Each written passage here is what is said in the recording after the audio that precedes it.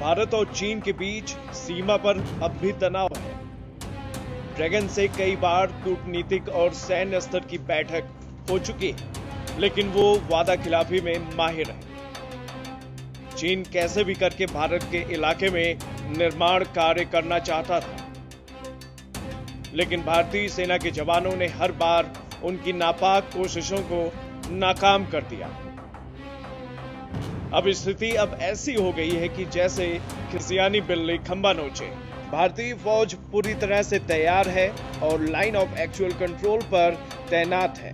इस बीच सीडीएस बिपिन रावत ने संसदीय समिति को पूरे हालात की जानकारी दी।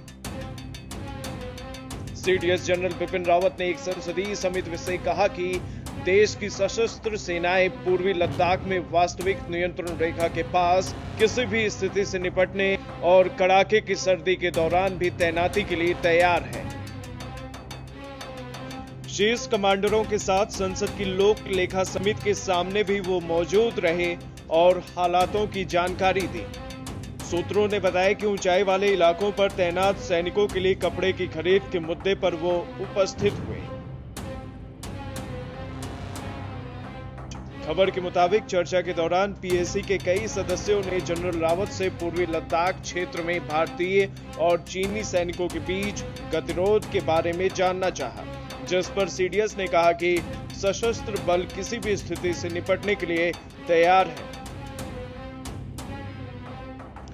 इस दौरान जनरल बिपिन रावत विश्वास से भरपूर थे और उन्होंने समिति को स्पष्ट रूप से बताया कि सशस्त्र बल क्षेत्र में लंबे गतिरोध के लिए तैयार है। भारत और चीन के बीच 5 राउंड की कोर कमांडर मीटिंग और फिर मेजर जनरल स्तर की मीटिंग भी हो चुकी है। सेना के अधिकारी मान रहे हैं कि इस गतिरोध का हल सैन्य स्तर पर बातचीत के जरिए निकालने की उम्मीद नहीं है। बताया जा रहा है कि जल्द ही WMCC यानी working mechanism for consultation and coordination on India चीन बॉर्डर की मीटिंग हो सकती है। एक अधिकारी के मुताबिक चीन ने बड़ी संख्या में मोबिलाइजेशन किया है और LAC के पास कई स्ट्रक्चर बनाने के साथ ही बड़ी संख्या में सैन्य साजो सामान तैनात किया है।